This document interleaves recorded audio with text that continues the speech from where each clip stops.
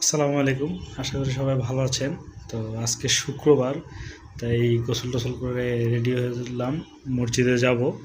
তো এমন সময় একটা পাঞ্জাবি বের করলাম। তো পাঞ্জাবিটা দেখে মনে হলো যে না, একটা ভিডিও করি, কারণ এই পাঞ্জাবিটা আমাকে গিফট করেছিল আমার বন্ধু।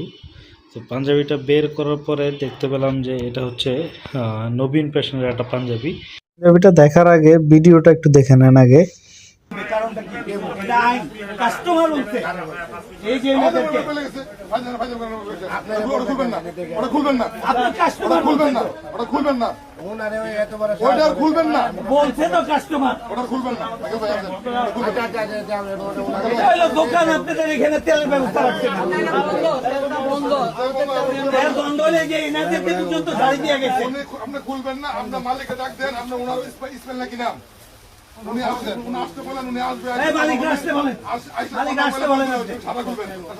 আর একটা মালিক আপনার দোকান ওনাদের অপরাধ, ওনারা 300 টাকা দরে পাঞ্জাবি বিক্রি করে আর পাঞ্জাবির সাথে ইঞ্জিন অয়েল ফ্রি দিচ্ছে। ফ্যাশনের মালিক কিছুদিন আগে চলে গেছে, 2-3 দিন আগে, কারণ তিনি সিন্ডিকেটের কারণে ব্যবসা করতে পারতেছিল না। এই যে আপনাদেরকে দেখাচ্ছি, এই পাঞ্জাবিটা আমার বন্ধু আমাকে আরো 3 বছর আগে গিফট করেছিল, তার কাছ থেকে কিনে দিয়েছিল। তো পাঞ্জাবিটা দেখে হঠাৎ করে মনে পড়ে গেল এই।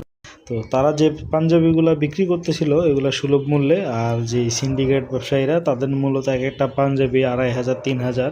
তো নর্মালি আপনি এখনকার যুগে যদি পাঞ্জাবি কিনতে যান সেক্ষেত্রে 2500-3000-এর মধ্যে আসলে ওই রকম ভালো পাঞ্জাবি আপনি মোটামুটি লেভেলের একটা পাঞ্জাবি পাবেন, এর থেকে ভালো কোনো পাবেন না। বাট এই পাঞ্জাবিটা যেই দামে আমাকে দিয়েছিল বন্ধু, তখন আমার যতটুকু মনে পড়ে 850 বা 900 এর মধ্যেই পড়েছিল পাঞ্জাবিটার দাম। বাট আজকে প্রায় 2 থেকে 3 বছরের উপরে হয়ে গেছে আমি পাঞ্জাবিটা পরতেছি। আমি জাস্ট একটু পরে আপনাদেরকে দেখাচ্ছি। আমি পাঞ্জাবিটা পরে নিয়েছি, যে আপনারা দেখতেছেন যে আমার পাঞ্জাবিটা কেমন লাগতেছে আমাকে।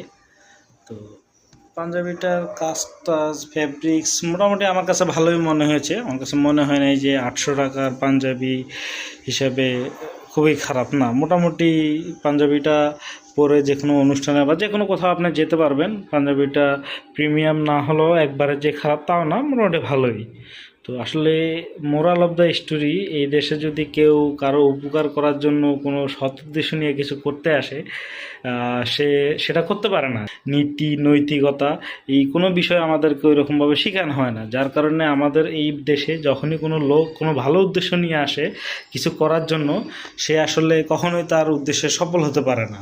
তো আজকে ভিডিওটা করার উদ্দেশ্য সেটাই যে এই একটা লোক যে বাংলাদেশকে সার্ভ করার জন্য হোক বা একটা মানুষের নিম্ন মধ্যবিত্ত মানুষের আকাঙ্ক্ষা মেটানোর জন্য বাংলাদেশে এসে কম মূল্যে পাঞ্জাবি বিক্রি করতে চেয়েছিল, কিছু মানুষের ভালো করতে চেয়েছিল।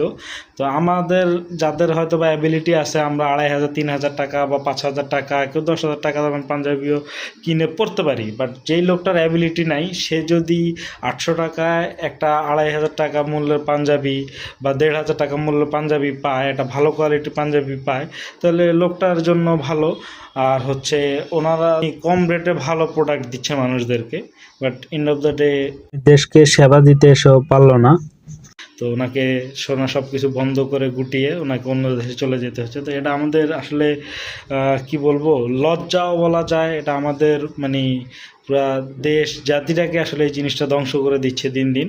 মানুষের সৎ উদ্দেশ্যগুলো আমরা কখনোই ফুলফিল করতে দেই না। সবাই ভালো থাকবেন, আল্লাহ হাফেজ, আসসালামু আলাইকুম।